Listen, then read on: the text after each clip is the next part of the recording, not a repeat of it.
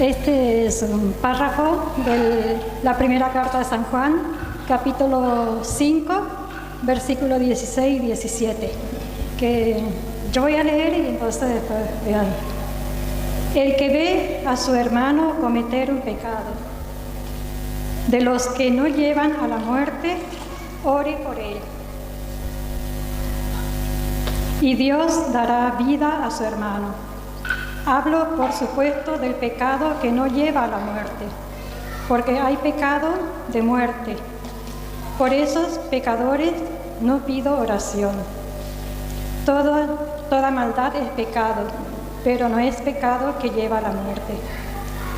Y mi pregunta es, porque no entiendo a qué se refiere San Juan cuando dice el pecado que lleva a la muerte, no oren por él. Cuando San Juan habla, en 1 de Juan, capítulo 5, versículo 16, el pecado que lleva a la muerte y el pecado que no lleva a la muerte, y dice, por el pecado que no lleva a la muerte, si usted sabe que un hermano cometió un pecado que no lleva a la muerte, ore por él y Dios le dará vida. Eso es lo que nosotros llamamos pecado que lo lleva al purgatorio, y que nosotros oramos por esa persona y Dios le dará vida. Pero hay pecados que llevan a la muerte, el infierno. Por eso ya no se puede hacer nada. Ya por ellos no se puede orar. O sea, no tenemos esperanza de ellos. Los que están en el purgatorio, sí tenemos esperanza. Oramos por ellos y Dios les dará vida. Los que están en el infierno, que cometieron pecado de muerte, ya no hay remedio. Y aclara y dice, pues no todo pecado lleva a la muerte. Aquí le tumba la doctrina a los protestantes. Que los protestantes dicen, todo pecado lleva al infierno. No, aquí dice, no todo pecado lleva a la muerte.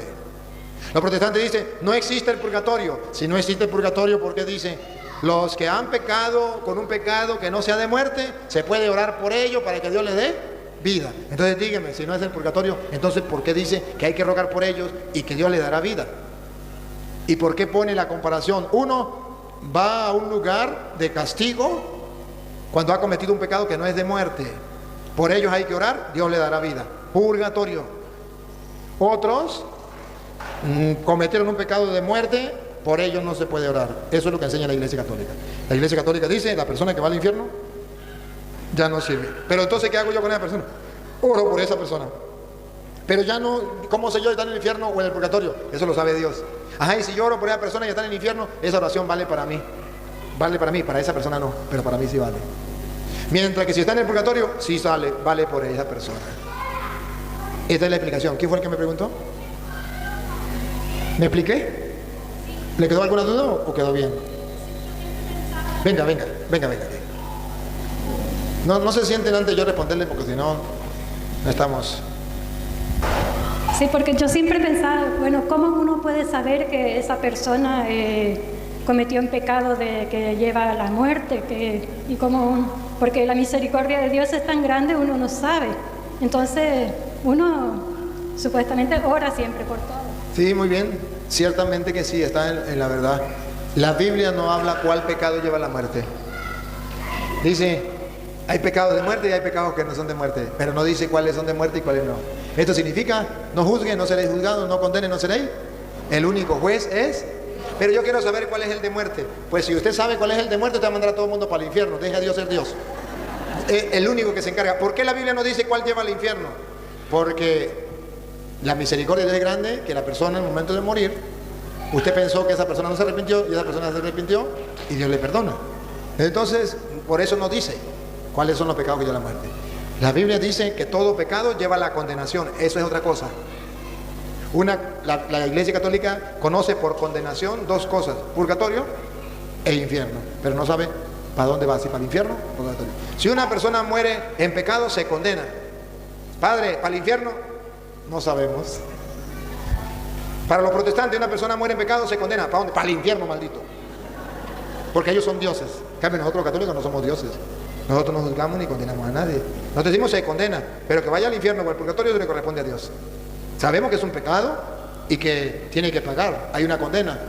Hay un juez dicta una sentencia, una condena. 5 años de cárcel es una condena. Cadena perpetua, eso es otra condena.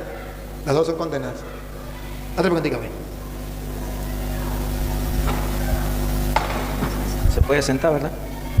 Sí, soy santiagueño, pues. Los santiagueños son vagos. Bueno, padre, debe saber usted que en nosotros está despertando esa gana de saborear la palabra y de poner la lupa. Y hay dos citas bíblicas con las que los hermanos evangélicos nos cuestionan y muchas veces me bloqueaban. Pero al empezar a poner la lupa, uno va descubriendo. Si la quieren leer, Mateo 12, del 46 en adelante. La madre y los hermanos de Jesús. Mientras él aún hablaba a la gente, he aquí su madre y sus hermanos estaban afuera y le querían hablar. Y le dijo uno: he aquí tu madre y tus hermanos están afuera y te quieren hablar. Respondiendo él al que le decía esto, dijo: ¿quién es mi madre y quiénes son mis hermanos? Y extendiendo su mano hacia sus discípulos dijo: he aquí mi madre y mis hermanos, porque todo el que hace la voluntad de mi Padre, que está en los cielos, ese es mi hermano y hermana y madre. Bien, ahí nosotros nos bloqueábamos porque nos decían los hermanos protestantes: ves que la Virgen María no es la madre de Jesús, sino los que hacen la voluntad. Entonces, si me puede leer el 50 nuevamente, ahí hay que poner la lupa. O el 49, perdón. Y extendiendo su mano hacia sus discípulos, dijo: he aquí mi madre y mis hermanos. Ahí va a detallar quién es la madre y los hermanos. Porque todo aquel que hace la voluntad de mi Padre... Ahí, pongamos la lupa. Porque todo aquel que hace la voluntad de mi Padre, que está en los cielos, ese es mi hermano. Ahora le hago una pregunta a usted. ¿Usted hace la voluntad del Padre? Trato de hacerla. Bien, entonces es su hermano, ¿verdad? El Señor le dijo: sea sacerdote, ¿verdad? Me llamó. Bien, ¿cómo sigue? Y hermana. ¿Ustedes, las mujeres, son hermanas del Señor Jesucristo? ¿Hacen la voluntad del Padre? Sí, entonces son hermanas. Y mi madre. Ahora pregunto: ¿a cuántas mujeres en el mundo Dios le dijo: quiero que seas la madre de mis hijos? Y ella dijo que sí. ¿A cuántas mujeres? A una. ¿No se escucha? A una. ¿Quién fue? María. Está en Lucas 1:38. A ver qué dice. Después usted, padre, va a ir enriqueciendo, ¿verdad?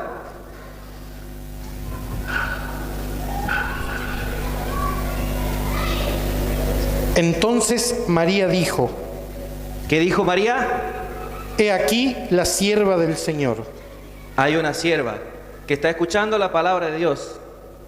Hágase conmigo conforme a tu palabra. Hágase en mí según haz tu palabra. No se escucha. Hágase en mí según tú. ¿Está cumpliendo la voluntad? Entonces, ¿es la madre de Dios? ¿Es la madre de Jesucristo? Sí. ¿Es verdad, padre? Sí, claro, ciertamente. Y ahí también le podría agregar el 45, el versículo 45, donde muestra que Isabel le dice: feliz tú porque has creído que se cumplirá lo dicho por el Señor. Y por eso allí está diciendo que María es madre por haber cumplido la voluntad de Dios, más que por haber parido a Jesús. Lo mismo que Lucas 11:27. Una mujer dijo: dichosos los pechos que ¿cómo es? El vientre que te llevó y los pechos que te mandaron. Y él dijo: dichosos más bien, y que escucha la palabra de Dios y la pone en práctica. Entonces, que coincide que Jesucristo está diciendo que María es madre de él, no solamente porque lo parió, sino porque cumplió la palabra del Señor. Muy cierto. Muy bien.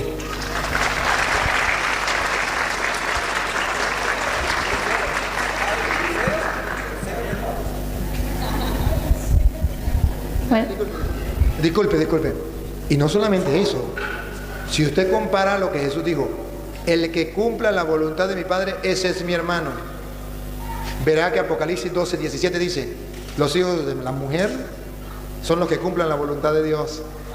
O sea, coincide. ¿Quiénes son mi madre y mis hermanos? Los que cumplan la voluntad de Dios, mis hermanos. Apocalipsis 12, 17. Los hijos de María, los que cumplan la voluntad de Dios, escúchenlo. Apocalipsis 12, 17. Y entonces coincide. Hermano de Jesús, el que cumple la voluntad de Dios. Hijos de María, el que cumple la voluntad de Dios. Tiene lógica y coincide los dos. Dale. Apocalipsis 12, 17. Entonces el dragón se llenó de ira contra la mujer y se fuera a hacer guerra contra el resto de la descendencia de Hijos, ella. descendencia, hijos. Siga. Los que guardan los mandamientos de Dios. Esos son los hijos de María. ¿Y ¿Por qué los protestantes no son hijos de María? Porque no guardan los mandamientos de Dios. Por eso no son hijos de María. ¿Por qué los católicos somos hijos de María? Porque guardamos los mandamientos de Dios. Bueno, tengo yo una pregunta mía, pero antes le voy a hacer una pregunta de las chicas de la cantina porque no pueden venir. Y ellas quieren saber, bueno, la primera pregunta es la que usted respondió recién de la madre y sus hermanos. Y la otra dice que ¿por qué le decimos que Jesús es católico si nació judío?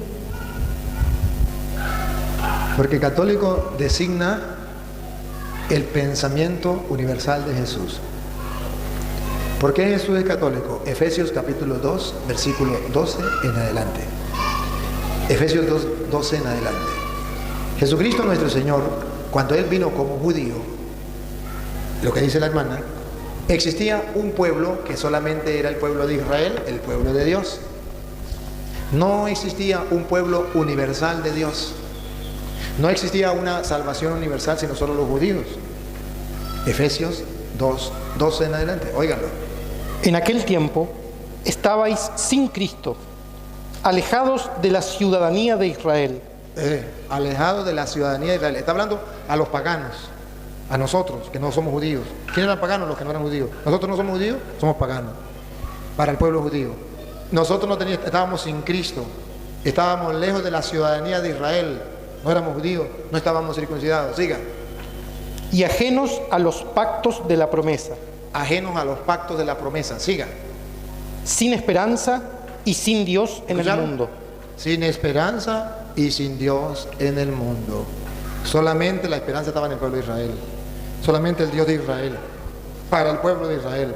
No era universal. No era católico. El pueblo judío no era católico. Era un solo pueblo. No era universal. La salvación no era católica. No era universal. Era para el pueblo judío. Siga. Pero ahora en Cristo Jesús. Ahí viene Cristo católico. Pero ahora en Cristo Jesús. Vosotros que en el otro tiempo estabais lejos. Vosotros que antes eran paganos y estaban lejos. Habéis sido hechos cercanos por la sangre de Cristo. Cristo nos hace cercanos. Siga. Porque Él es nuestra paz, que de ambos pueblos, el judío y el pagano, hizo uno. Universal, católico, hizo uno. Cristo. Por eso Él es católico. Siga. Derribando la pared intermedia de separación. Siga. Aboliendo en su carne las enemistades, la ley de los mandamientos expresados en ordenanzas, para crear en sí mismo de los dos un solo y nuevo hombre. Eso se llama católico, universal. Bueno, ahora sí mi pregunta. Ayer usted estuvo dando cátedra sobre ecumenismo en Fátima y por ahí no todas las personas que están acá seguramente escucharon más. Yo quiero que en nuestra comunidad quede bien claro cuál es el significado de ecumenismo porque considero que acá no está bien entendido y cada vez somos menos los católicos y están más llenos los templos evangelistas.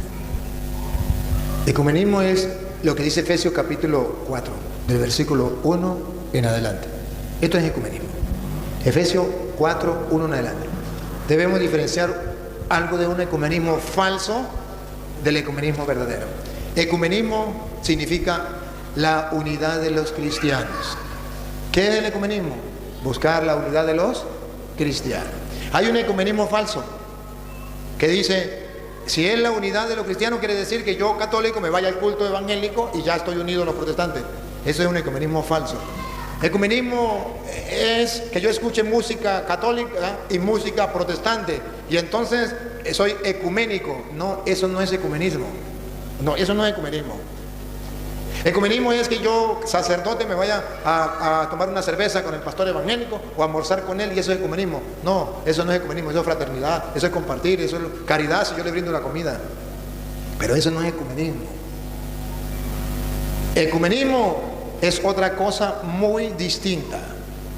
No es una parte más material donde vamos a agarrar todo, lo metemos en una licuadora y lo damos vuelta y eso es el ecumenismo. No, eso no es el ecumenismo. El ecumenismo es algo espiritual doctrinal. El ecumenismo se basa en la doctrina, que todos tengamos una sola doctrina, una sola enseñanza. Oiga, como dice Pablo en Efesios capítulo 4, versículo 1 en adelante.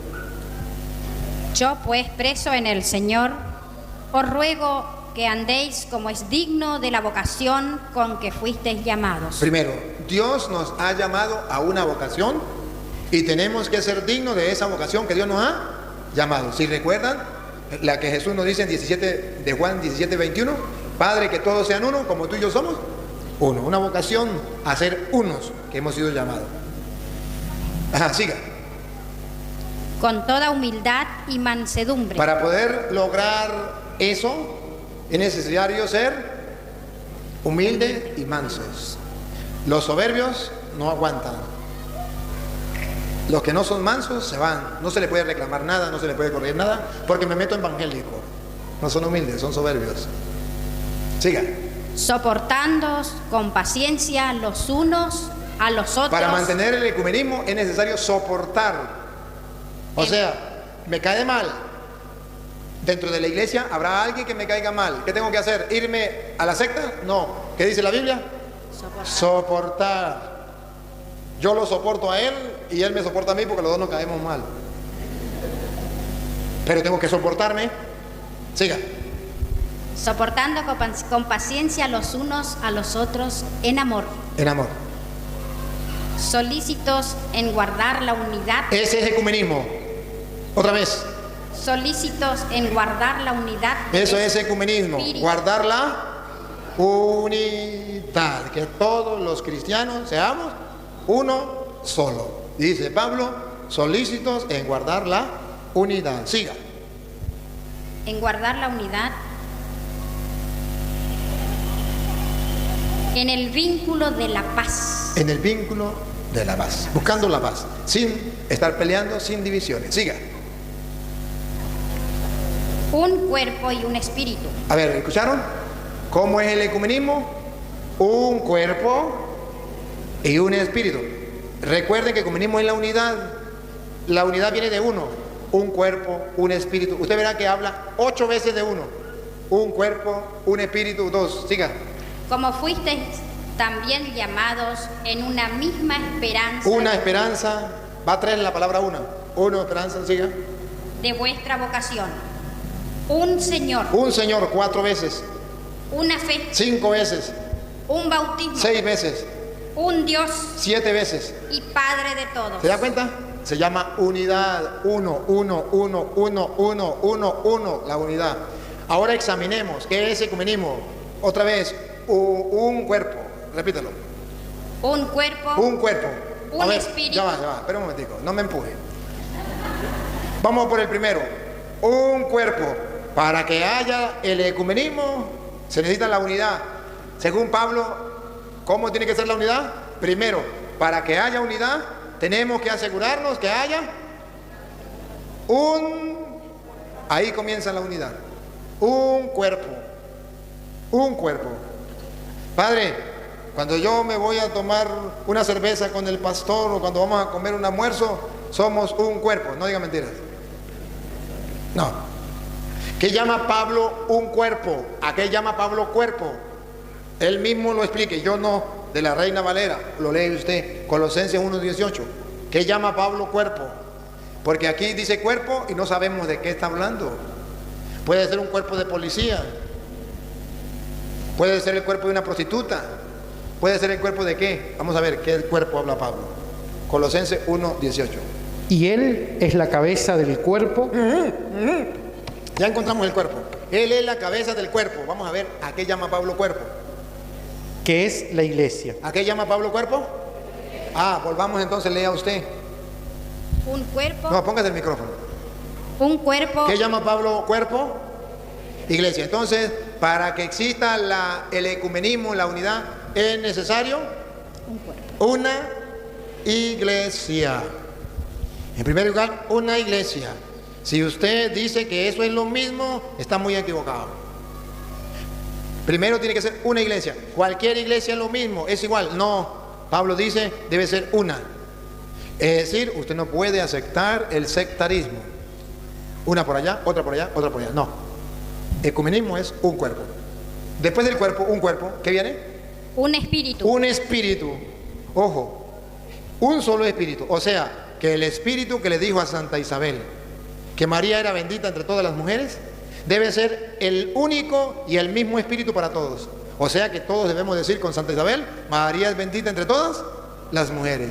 Pero si alguien dice que María no es bendita entre todas las mujeres, que una mujer cualquiera, ya no es un mismo espíritu, ya es espíritu diferente. Siga. Como fuisteis también llamados en una misma esperanza. Aquí está. ¿Por qué ecumenismo no es comer un almuerzo con los protestantes? Porque no se trata de comer un almuerzo, se trata de tener una misma esperanza. Pregunto, ¿es la misma esperanza la de los protestantes que la de los católicos? A ver, ¿usted espera que el día en que se muera, muerto el perro, se acabó la sarna? ¿Qué espera usted? Cuando se muera, ¿con quién se va a encontrar? Con Dios. La esperanza de los protestantes es distinta. La esperanza de los protestantes es, yo me muero y soy como un perro. Murió el cuerpo y murió el alma, murió todo. ¡Pah! Se acabó. La esperanza de nosotros es distinta. Yo muero, muere el cuerpo y lo entierran, el alma va a la presencia de Dios y voy a ser juzgado personalmente ante Dios. Y puedo ir al purgatorio a pagar si me he portado mal. Esa es mi esperanza. Y Pablo dice que la esperanza debe ser una sola. Usted puede comer con los protestantes en la misma mesa, pero ¿tienen la misma esperanza? Entonces no hay ecumenismo. Tiene que haber la misma esperanza. ¿Es el mismo cuerpo, la misma iglesia? Entonces no hay ecumenismo. ¿Es el mismo espíritu? No, entonces no hay ecumenismo. Una misma esperanza, siga. Un Señor. Un Señor. Para nosotros, por ejemplo, los católicos, Jesús es el Señor, es Dios. Para los testigos de Jehová, Jesús no es Dios, es Superman. ¿Sí? Es Superman, no es Dios, no es el Señor. Entonces, un solo Señor. Diga. Una fe. Una fe. Pregunto, ¿es la misma fe de los testigos de Jehová que la de los pentecostales, que la de los evangélicos, que los mormones, que los adventistas? No, ecumenismo es una sola fe. Que haya una sola fe. Ya puede usted ir a almorzar con ellos, pero ¿hay una sola fe? No, entonces no hay ecumenismo. Ecumenismo es un solo cuerpo, un solo espíritu, una sola esperanza, un solo Señor, una sola fe. Pregunto, ¿usted tiene la fe que si se confiesa y el sacerdote le da la absolución, le quedan perdonados los pecados o no? Sí. ¿Y si se muere, puede entrar al cielo o no? Esa es su fe. Pregunto, ¿esa es la fe de los evangélicos? Entonces no es la misma fe. ¿Usted cree que Cristo está en la hostia consagrada y que es Dios y que usted lo recibe para salvación de su alma? Sí, creo. ¿Los protestantes lo creen? Entonces no es la misma fe. Ya pueden ir a comer en un restaurante y comer todos pescados, y ese no es ecumenismo. O todos carne, o tomarse una cerveza, eso no es ecumenismo. Ecumenismo es que todos tengan una misma fe, una misma esperanza, un solo Señor, un solo cuerpo, un solo espíritu. Siga. Un bautismo. Un bautismo. ¿Aceptan los protestantes el bautismo de la Iglesia Católica? No. Le hacen arrojar el bautismo y tienen que volverse a bautizar en el río. Entonces no es ecumenismo. Para que haya ecumenismo, un solo bautismo. Siga. Un Dios y Padre de todos. Un Dios y Padre de todos. Entonces observen, queridos hermanos, que los católicos todavía no saben lo que es ecumenismo. Los católicos piensan que el ecumenismo es un supermercado de religiones. Eso es ecumenismo. No sea ignorante. Que todo es igual, todo es lo mismo, se llama relativismo, del cual el Papa está en contra y la Iglesia está en contra. Todo es relativo, todo depende, eso es lo mismo, depende. No, eso es relativismo, eso no es ecumenismo. Ecumenismo es que todos busquemos la verdad en las Sagradas Escrituras. Ecumenismo es que al tener fundamentos bíblicos, cada uno, cada miembro de la Iglesia, jefe de la Iglesia, pastor de la Iglesia, se enfrente con otro pastor con fundamentos bíblicos y diga, esta es mi fe por esto, por esto y por esto. Y el otro dice, esta es mi fe por esto y por esto y por esto, y lo fundamenta en la Biblia. El que tenga fundamentos sólidos en la Biblia, con esa fe nos quedamos, una sola fe. Mi esperanza es cuando me muera, ir al cielo. El otro, mi esperanza cuando me muera es que aquí en la tierra Dios va a ser un paraíso y me voy a quedar aquí en la tierra. Vamos a mirarlo en la Biblia. El que lo compruebe, a ese le creemos y entonces quedamos con una sola esperanza. Una sola iglesia. El que me compruebe que viene desde Cristo, esa es la de Cristo. Si tiene 50 años, 100 años, 500 años, no es la de Cristo. Entonces, eso es ecumenismo. Ecumenismo es la unidad de los cristianos en cuanto a la doctrina. Vamos a ver la verdad, vamos a buscar lo que enseñó Cristo, y al identificar a Cristo, todos buscamos a Cristo y todos buscamos la verdad, pues no vamos a pelear por nada, sino vamos a buscar a Cristo y vamos a buscar la verdad. Cristo es el camino, la verdad y la vida. Ahí yo me encuentro con la verdad, entonces voy. Pero hay personas que dicen ecumenismo que yo me vaya al culto protestante a escuchar al pastor predicar, porque eso es ser ecuménico, eso es ser tonto, eso no es ser ecuménico. Pero es que eso es lo mismo. Créanme esto, si fuera lo mismo, los pastores no se hubiesen salido de la iglesia católica y en vez de ir al culto vendrían a misa. ¿Por qué no vienen a misa? Porque no es lo mismo. ¿Por qué no se confiesan? Porque no es lo mismo. ¿Por qué no son católicos? Porque no es lo mismo. Solamente el católico ignorante repite como loro, eso es lo mismo. Pero pregúntele a un protestante. El protestante cuando viene a conquistar al católico dice es lo mismo. Cuando el católico le dice al protestante, vente para la iglesia católica, que eso es lo mismo, le dice no. El protestante le dice, eso es lo mismo, vente para el culto. El católico le dice, eso es lo mismo, venga para misa. No, pues entonces no es lo mismo. Pero como el católico es ignorante, que ni siquiera piensa nada, repite como loro. Un día escuchó a un pastor evangélico que hablaba bien bonito y digo, el pastor evangélico, el ecumenismo es que los católicos escuchen música protestante y música católica, que no tengan ningún problema, porque eso no es malo, porque al fin y al cabo es el mismo Dios. Que vayan allí, vayan allá, porque al fin y al cabo es la misma Biblia.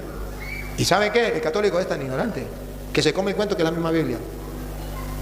Y yo le pongo un ejemplo tan sencillito. Aquí están las dos Biblias, la católica y la protestante, aquí están las dos. Y el católico me dice, pero es que es la misma Biblia. Para los católicos ignorantes, ¿saben cuántos libros hay aquí? 66. ¿Sabe cuántos libros hay aquí? 73. Díganme ustedes para que me entiendan mejor. Aquí hay $73 y aquí hay $66. Estos $66 son míos. 66. Y estos 73 son suyos. Yo agarro estos 73 y le digo, agarre usted el projetico ese que está ahí. Eso es lo mismo. Ahí 66 y aquí 73. Pero eso es lo mismo. Agarre usted ese ya. ¿Qué lo estoy haciendo? Engañando. El protestante dice, es la misma Biblia. Solo que en este bojetico hay $66 y en este bojetico hay 73, pero como es lo mismo yo me quedo con los 73 y usted se queda con los 66. Y el católico ignorante dice, pues al fin y al cabo esto es lo mismo, y se va contento, aleluya, gloria al Señor. Le quitaron los 73 y le dieron 66 y dice lo mismo. Tonto, ignorante. ¿Y cuántos ignorantes tenemos en la iglesia católica? Porque no hay otra palabra. Ignorantes. Es el mismo Dios, es la misma Biblia. ¿Quieren ver la ignorancia del católico que es el mismo Dios? Dígale a un testigo de Jehová para que se dé cuenta. Dígale a un testigo de Jehová que Jesucristo es Dios y que está en la hostia. A ver si él lo cree. ¿Qué dice el testigo de Jehová? Eso, la hostia es Satanás. Para usted la hostia es Dios y para él es Satanás. Dígame, ¿es el mismo Dios? Solo un ignorante puede decir que es lo mismo. Dígame, la Santísima Trinidad, los Pentecostales unidos. ¿Qué es la Santísima Trinidad? El diablo. ¿Qué es la Santísima Trinidad para nosotros? Padre, Hijo, Espíritu Santo, un solo Dios en tres divinas personas. Un ignorante dice eso es lo mismo. No, ignorante. No es lo mismo decir que la Santísima Trinidad es el diablo a decir que es Dios. No diga tonterías. Cállese al menos el pico, no diga nada. Si usted es ignorante, cállese la boca, pero no repita como loro. Eso es lo mismo. Ahí queda al descubierto su ignorancia. Al menos tenga cuidado, investigue, a ver si es lo mismo. Si no lo sabe, déjese formar, pero no ande usted diciendo tonterías. ¿Y saben qué es lo peor? Que he escuchado a curas decir que eso es lo mismo. Porque han de saber que hay sacerdotes que han estudiado muchas cosas, pero que no han estudiado la doctrina de los protestantes. Y como no la conocen, terminan como los católicos ignorantes diciendo, eso es lo mismo. Eso se llama un cura ignorante en cuanto a la doctrina protestante. Conoce muchas cosas, conoce de la jajía, conoce de teología, pero de la doctrina protestante no conoce nada. Y termina diciendo que eso es lo mismo. Y entonces muchos católicos dicen, es que el cura tal dijo que eso era lo mismo, yo repito como loro. No, cuidado. No repite como loro. Si fuera lo mismo, ese cura no estuviera celebrando misa, estuviera ya de pastor protestante. ¿Por qué no está allá? Porque no es lo mismo. Ahora, que nosotros nos dejamos engañar fácilmente, sí. Un católico tiene que saber claro cuál es su doctrina, cuál es su enseñanza. Por eso mi afán de que ustedes conozcan la doctrina de la Iglesia Católica. Y por eso mi afán de que conozcan la doctrina de los protestantes. Porque un católico ignorante, seguro protestante. Y el católico que no se forma, se deforma. Es necesario formarnos para que nadie nos engañe, para que estemos firmes. Yo he escuchado muchos católicos, y vuelvo y repito, incluso sacerdotes, que me han dicho a mí me lo han dicho en la cara: usted está loco, toro. Usted lo que hace es pelear con los evangélicos, eso es lo mismo. No me pongo a pelear. Si algún día me pide la explicación, se la doy. Fíjese usted, me invitó un sacerdote, me invitaron los laicos a una comunidad. Padre, queremos que vaya a una comunidad. Y le dije, pídele permiso al párroco. No, el párroco es calidad. Y claro, y era pues la misma diócesis mía, y éramos compañeros de la misma diócesis. Entonces, esa es calidad, el padre va a decir que sí. Le dije, pero es que, no, ese dice que sí, ese no es el problema. Mire, ¿qué pasó? ¿Le pidieron permiso al padre? Es que el padre anda, él era colombiano y estaba trabajando en Venezuela. No, lo que pasa es que el padre anda para Colombia, pero cuando llegue eso no hay ningún problema. Bueno, está bien, yo voy. Resulta que yo fui, y cuando llegué, el padre llegó de Colombia. Llegamos los dos, está la gente reunida, y yo llego: padre, ¿cómo está? Bien, ¿qué hace aquí, toro? Le dije, pues vengo a compartir aquí la palabra de Dios con los hermanos. ¿Cómo así? No, que vengo a compartir, me invitaron a compartir la palabra de Dios. Digo, no, yo no estoy de acuerdo con usted. Eso es pelear con los evangélicos. Eso es lo mismo, toro, eso es lo mismo, eso no hay ningún problema. Deje la gente feliz, deje que la gente sea feliz. Aquí en mi parroquia usted no tiene permiso. Ahí ya estaba toda la gente congregada y no me dejó dar la enseñanza. Pollo, peleta, donde no te quieran, no te metas. Agarré y me fui. A los 3 meses, y él le dijo a la gente: agarra el micrófono así de carajo. Él le dijo a la gente: eso es lo mismo, eso es, yo no vaya a los evangélicos, que a veces digo, eso es lo mismo, es el mismo Dios, la misma Biblia. A los 3 meses recibí una llamada. ¿Aló? Era el padre: Torito, necesito hablar urgente con usted. ¿Dónde está? Estoy en tal parte. Ahí voy. Espéreme. ¿Sí? El hombre llorando, padre llorando. Torito, si le cuento no me cree. ¿Qué pasó? ¿Se acuerda de mi hermano que me ayudaba en la sacristía, que era el sacristán en la iglesia? Sí, se metió a testigo de Jehová. Y ahora está convirtiendo a mi papá y a mi mamá, se están metiendo a testigos de Jehová. Toda mi familia está metiendo a testigos de Jehová.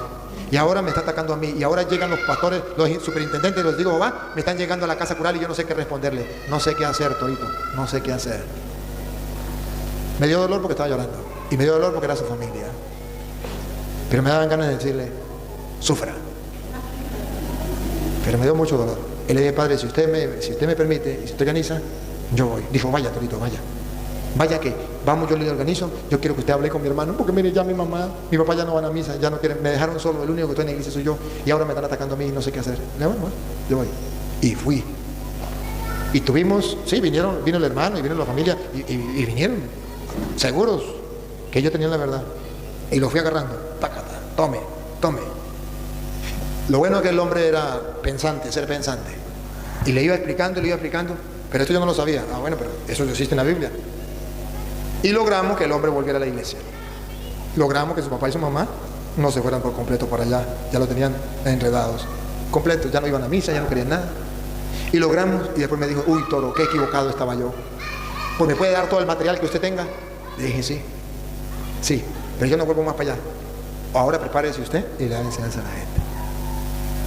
Cuando ya vio que el agua le llegaba al cuello, ahí sí se dio cuenta que no era lo mismo. De que le tocaron a su mamá, de que le tocaron a su papá, de que le tocaron a su hermano.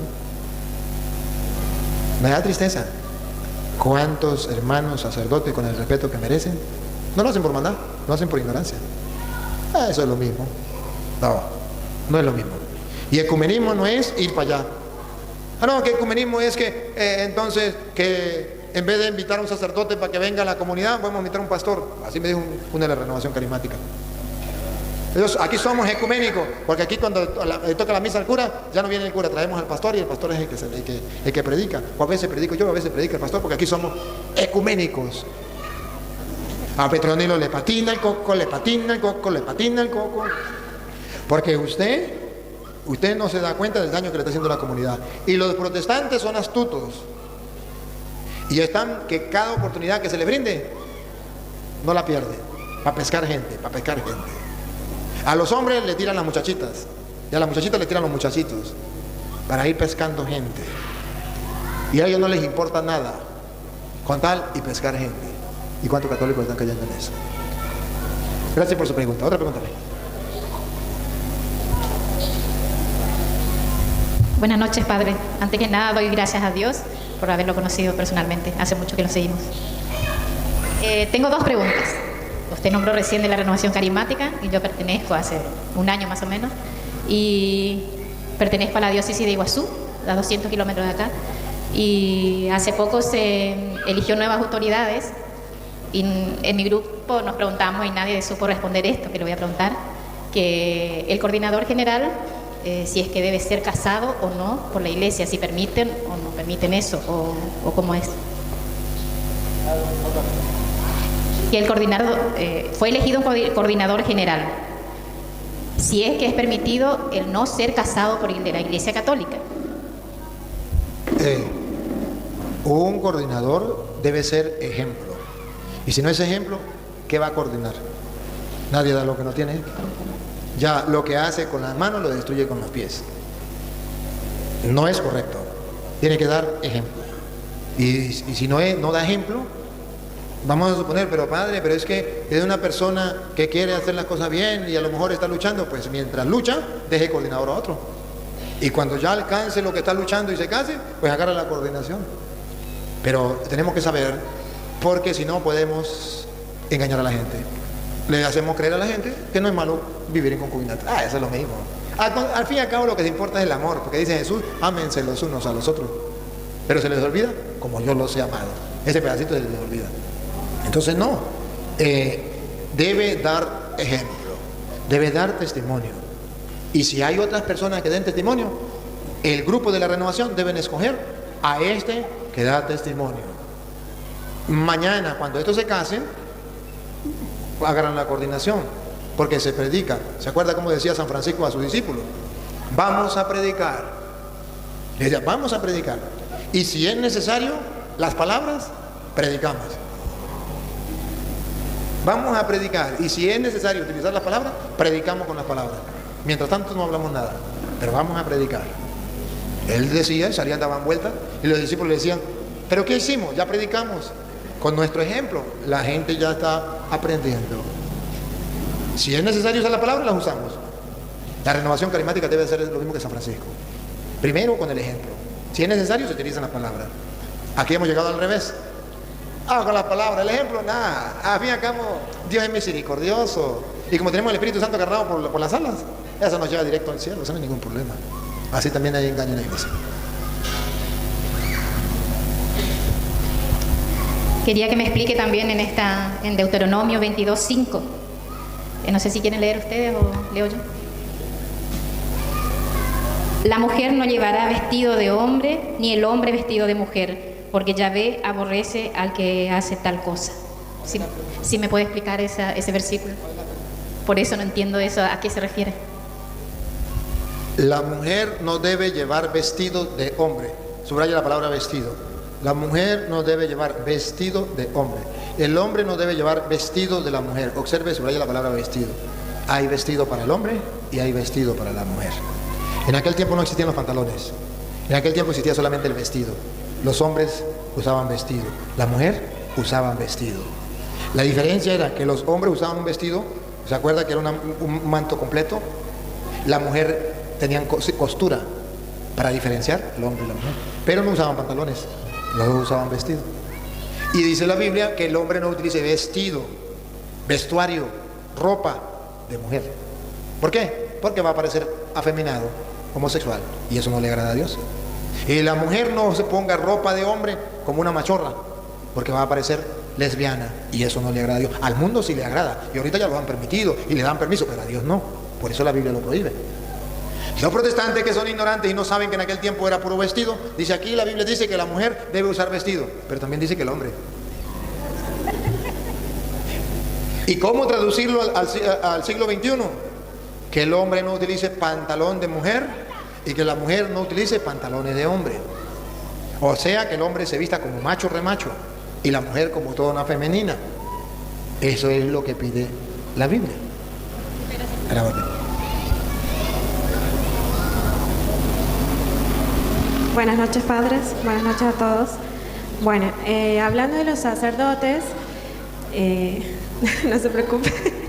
Hablando de los sacerdotes, tengo algo para comentarle, y si puede usted que explique a los sacerdotes con mucho respeto, como usted lo planteaba. Hace una semana asistí a un encuentro de catequistas en donde un sacerdote estaba a cargo de la enseñanza, entre comillas, bíblica, pero empezó a cuestionar, digamos, a mi persona y a mi grupo sobre una frase que él decía, que no hay que cerrarse en una religión que te hace mejor persona, y por eso no es malo realizar yoga y tampoco es malo realizar reiki. Entonces, eso quería que, si usted puede aclarar, para que no hay que cerrarse en una religión que te hace mejor persona, y por eso no es malo cerrar. Claro. A ver si le entendí. Que no hay que cerrarse a una religión que te hace mejor persona. ¿Y que por eso no es malo? Ah, ya. Esas son opiniones propias de un sacerdote que como humano se equivoca. Y ustedes han de tener misericordia y respeto con los sacerdotes que somos humanos y nos equivocamos. Pero también deben tener inteligencia y deben tener formación para descubrir cuando un sacerdote está enseñando lo que enseña la Santa Madre Iglesia, o cuando está enseñando lo que es la opinión de él como hombre débil y que se puede equivocar. Esa es la opinión de ese sacerdote, esa no es la opinión de la Iglesia. Y San Pablo dice a los Gálatas capítulo 1 versículo 6 en adelante, dice que aunque sea incluso un sacerdote que venga a enseñar de otra manera, sea maldito. Escúchelo, Gálatas 1:6 en adelante. Eso no es correcto. Con todo el respeto que merece ese sacerdote y todos mis hermanos sacerdotes, ¿quién más lo debe respetar? ¿Quién lo debe respetar más que yo? Si conozco quiénes son los sacerdotes, los ungidos del Señor, que tenemos que respetarlo y tenerlos por santos, aunque no sean santos, tenemos que respetarlo. Pero también en el mismo respeto yo tengo que decirle las cosas como son. Escuche lo que dice Gálatas 1:6 en adelante. Estoy maravillado con lo que usted me dice, estoy tan sorprendido y maravillado de que tan pronto os hayáis alejado del que os llamo por la gracia el que os llamó.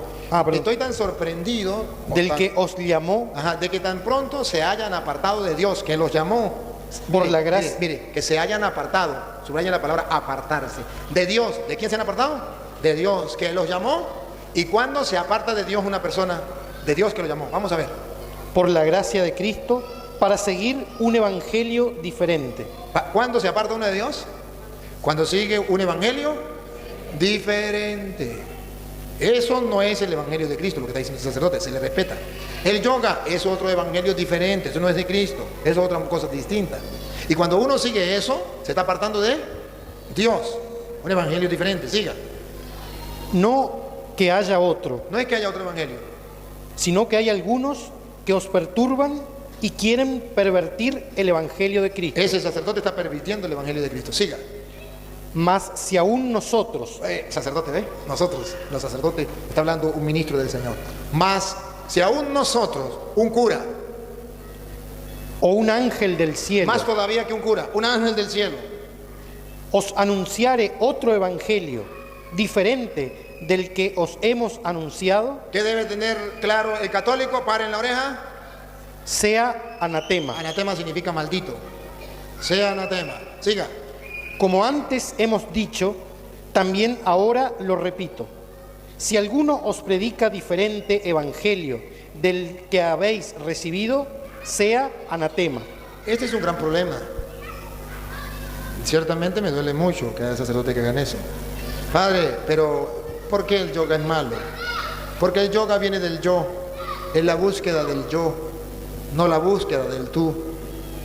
El cristiano se mete en la profundidad de la oración, como dices tú, cuando vayas a orar, entra en tu cuarto, cierra la puerta, que en castellano significa concéntrate y nadie te distraiga, como hace el yoga, que es concentración mental y tal, igualito. Pero la diferencia es que en el Evangelio dice Jesús, y ora a tu Padre que ve lo secreto. Entonces va en busca de un tú, tu Padre, el tú. Y el yoga nos dice, busca al tú, a tu Padre, busca al yo, por eso se llama yoga. Yo voy a concentrarme hasta encontrarme con mi yo, porque yo soy Dios. El yoga dice que no existe un tú que es Dios, que existe un yo que soy Dios. Yo soy Dios y tengo que encontrarme con yo mismo. Y por eso tengo que concentrarme y hacer ejercicios de concentración, de respiración, de relajación, para poder entrar en el encuentro con el yo, en tener un equilibrio con el yo mismo. Eso es totalmente contrario al Evangelio. Eso puede parecer muy bonito, pero eso no es ni cristiano, ni eso es permitido por la iglesia. Esa es la opinión muy personal y se le respeta de un querido hermano sacerdote. Pero eso no es correcto. Y los católicos tienen que saber que eso no es correcto. Y el católico tiene que saber, ¿cómo si saben cuando, que un sacerdote viola a un niño? ¿Le parece? ¿Eso está bien o está mal? Está mal. Pero lo hizo un sacerdote, pero usted ya tiene la madurez para decir que eso está mal. Pero entonces, ¿cómo se explica que lo hizo un sacerdote? Lo hizo un sacerdote, es algo malo, por debilidad, por ser un hombre carnal, por ser un pecador lo hizo. Usted no puede decir, mira, un sacerdote violó a un niño, eso es normal, violar a los niños. No. Que un sacerdote diga, hay un sacerdote homosexual, y él dice, puesto que yo soy homosexual, ser homosexual no es pecado. A ver, pregunto, ¿ya por eso ser homosexual dejó de ser pecado? No, usted sabe que eso es un pecado, que ese cura, porque está en el pecado, acepta esa condición de ser homosexual y dice, yo soy homosexual y soy libre y salí del escaparate, y eso no es malo. Esa es su opinión, ese no es el Evangelio de Cristo. Y usted, como una persona madura en la fe, tiene que darse cuenta que eso es un pecado del cura, pero que ese no es el mandato de Cristo, ese no es el Evangelio, y eso tampoco es de la Iglesia Católica. ¿Me capta la idea? Entonces, es necesario, por eso se hace cada día más necesario que los católicos se formen. Porque incluso dentro de la misma iglesia hay teólogos, hay gilajas, hay de todo eso que no saben la doctrina de la iglesia. ¿Y por qué no la saben? Porque ¿de dónde vienen los sacerdotes? Pues de los laicos. Pues un laico ignorante se metió a sacerdote y no se preparó, pues un cura ignorante. Así de sencillo. Necesitamos prepararnos. Primero los sacerdotes, después ustedes. Y ciertamente que me duele mucho. Y pido perdón a los hermanos sacerdotes, pero es que tengo que responderle a la hermana y estoy tratando de responderle con la mayor caridad posible porque son mis hermanos y no puedo, al pan pan y al vino vino, no puedo engañar a la gente. Para eso Dios nos ha hecho sacerdotes, para decirle la verdad a la gente, y no puedo engañar a la gente. Eso no es correcto y ese sacerdote está muy equivocado.